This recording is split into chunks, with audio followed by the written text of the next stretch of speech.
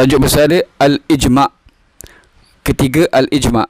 Kami mengetahui apabila sunnah-sunnah Rasulullah sallallahu alaihi wasallam tidak terlindung daripada majoriti manusia, yakni diketahui oleh majoriti umat, dan ada kalanya ia terlindung daripada sebahagian umat, yakni sebahagian umat sahaja tidak mengetahuinya. Kami mengetahui bahawa majoriti manusia tidak sepakat atas hal-hal yang tidak mengikut sunnah Rasulullah sallallahu alaihi wasallam dan atas hal-hal yang berlaku kesilapan, insya-Allah. Jadi umat manusia ni, kata Imam Syafi'i, kami tahulah, kami dah maklum bahawa sunnah Rasulullah tidak terlindung daripada majoriti manusia. Yakni sebahagian besar umat manusia tahu sunnah Rasulullah, dan ada kalanya ia terlindung daripada sebahagian umat, yakni sebahagian umat saja yang tak tahu. Okey. Kami mengetahui, yakni Imam Syafi'i dan anak muridnya mengetahui bahawa majoriti manusia tidak bersepakat atas hal-hal yang tidak mengikut sunnah Rasulullah. Itu alhamdulillah lah. Dan atas hal-hal yang berlaku kesilapan, insya-Allah. Jadi umat manusia ni selama dia masih waras, dia masih ikut Al-Quran dan hadis, dia tak akan setuju pada benda yang tak betul, melanggar syariat, fatwa yang pelik-pelik, yang mengarut, ajaran sesat. Akan ada puak-puak yang ikut sunnah yang pure, yang tulen, akan melawan dan membetulkan yang salah dan menegakkan kebenaran, mengikut sunnah yang mereka ketahui apabila datang benda-benda yang tak elok lah. Jika ditanya oleh seseorang, adakah dalil yang dapat mendukung dan memperkukuhkan pernyataan ini, yakni dalilnya adalah sebuah riwayat yang kami dikhabarkan kepada kami oleh Imam Sufyan bin Uyainah, yang diambilnya daripada Abdul Malik bin Umair, daripada Abdurrahman bin Abdullah bin Mas'ud, daripada ayahnya, bahawa Rasulullah sallallahu alaihi wasallam bersabda. Ni hadis Nabi sallallahu alaihi wasallam tu, dalam kitab Subul Sa'adah tu ialah hadis yang ke-9 je.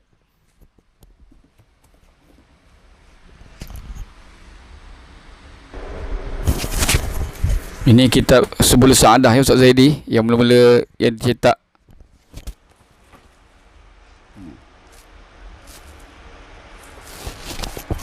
Ini kitab sanad Tok Guru dia, Tok Guru Haji Lubat Tapah.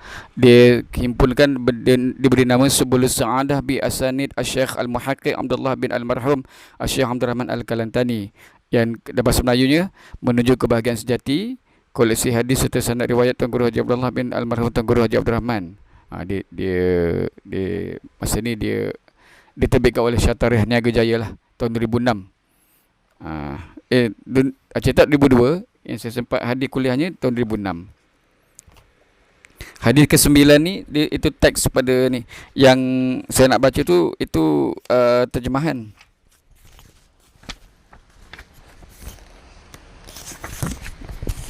Ini hadisnya. Ni ada sanad dia, sanad Tok Guru Hajilah. Panjang lah. Panjang. Okey, saya baca. Qala Rasulullah sallallahu alaihi wasallam, qama Rasulullah sallallahu alaihi wasallam bil khaif min Mina, qala faqala nadarallahu imra'an sami'a maqalati fawa'aha thumma addaha ila man lam yasma'ha farubba hamilin fiqhin la fiqha lahu wa rubba hamili fiqhin ila man huwa afqahu minhu. Ni terjemahan dia. Allah akan mengurniakan kenikmatan kepada para hamba-Nya yang mendengar kata-kataku, lalu mengingatinya dan menjaganya, dan kemudian menyebarkannya kepada orang yang tidak mendengarinya. Okey, sampai situ. Beberapa orang perawi boleh jadi tidak mengerti apa yang diriwayatkannya, tetapi mereka telah dapat meriwayatkan kata-kataku kepada orang lain yang boleh memahaminya dengan lebih baik. Ini ialah terjemahan dalam kitab manifesto ni. Dalam Subul Sa'adah ni lain sikit dia punya pattern ayat terjemahan dia. Ini saya baca ni pasal saya tengah baca kitab manifesto. Jadi terjemahan ni saya ambil bulat-bulat daripada kitab manifesto. Ini kalau ikut hadisnya riwayat Imam Muslim, tak silap ni. Daripada riwayat Musnad Imam Ahmad dan Musnad Asy-Syihab. Tok Guru Hajilah riwayatkan, kalau ikut ni ada edisi yang kemas kini, Yarwi Hima. Tok Guru Hajilah meriwayatkan kedua-dua riwayat hadis yang satu ini daripada dua kitab. Pertama riwayat Musnad Imam Ahmad dan Musnad Asy-Syihab. Diriwayatkan daripada Muhammad Shalih bin Idris Al-Kalantani. Lepas tu ada juga daripada Syekh Ustaz Zaidi riwayatkan juga daripada Syekh Abdullah dan Syekh Nuruddin, kedua-duanya daripada Musnad Dunia Muhammad Yasin Fadani. Itu bab sanad lah. Jadi kami peringkas, yakni melalui hujah yang dikemukakan oleh Imam Syafi'i ini, kami ni maaf tadi saya cakap Imam Syafi'i tak, kami ni ialah Ustaz Zaidi lah. Kami peringkas melalui hujah yang dikemukakan oleh Imam Syafi'i ini, bahawa ijma' mesti ada kerana nas mutawatir telah membuktikan tidak semua perawi memahami. Hadis tadi ialah dalil, hadis mutawatir. Jadi mutawatir, siapa yang tolak dia khawatiri imannya problem, takut-takut murtad. So jadi statement bukan saya. Ada ditulis dalam buku ni. Dalam edisi kemudian tu saya jadi cetak banyak kali buku tu. Selepas buku ni saya dengar Ustaz Aziz anak murid dia cakap cetakkan kali kelima pun ada. Masih ada hidup lagi, dah cetak banyak kali. Okey. Kami peringkas melalui jalan hujah yang dikemukakan oleh Imam Syafi'i ini bahawa ijma' mesti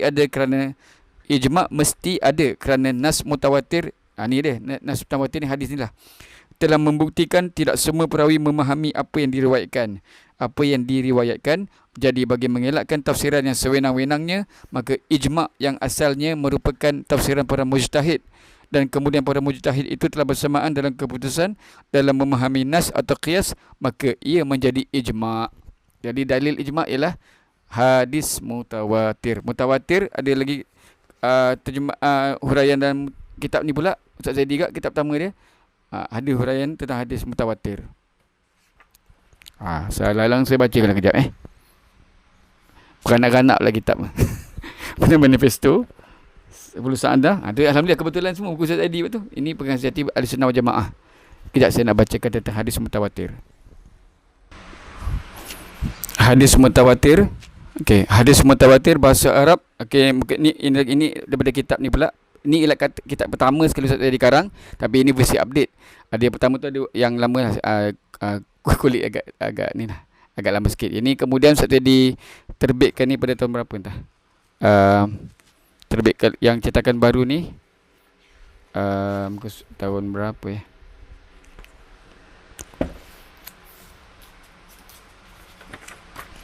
Ah, 2012. Cetakan kedua khas, dia panggil cetakan kedua ni khas tahun 2012. Time-time tu memang saya dengan Ustaz Zaidi lah. Okey. Hadis mutawatir tu muka surat 206. Yang saya bacakan je lah, bacakan. Alalang. Mutawatir, bahasa Arab mutawatir adalah bahasa Arab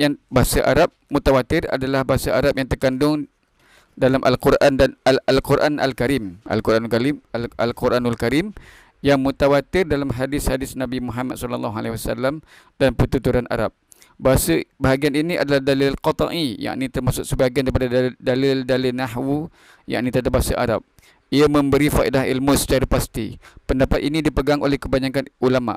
Al-Imam Fakhrul Razi wafat 601 Hijriah dan pengikut pendapatnya ialah Al-Imam Tajuddin Al-Armawi wafat 653 Hijriah. Menyatakan sebenarnya lughah, yakni perbendaharaan bahasa, nahwu, tata bahasa terutama cara membariskan, dan tasrif pemecahan lafaz Arab turut terbahagi kepada dua bahagian. Sebahagian daripadanya adalah mutawatir dan bertaraf ilmu secara pasti. Adalah ia pada masa-masa yang lalu dihantar bagi makna-makna ini. Kami mendapati yang teguh umpama lafaz as-sama, dan yakni langit, dan al-ard, bumi.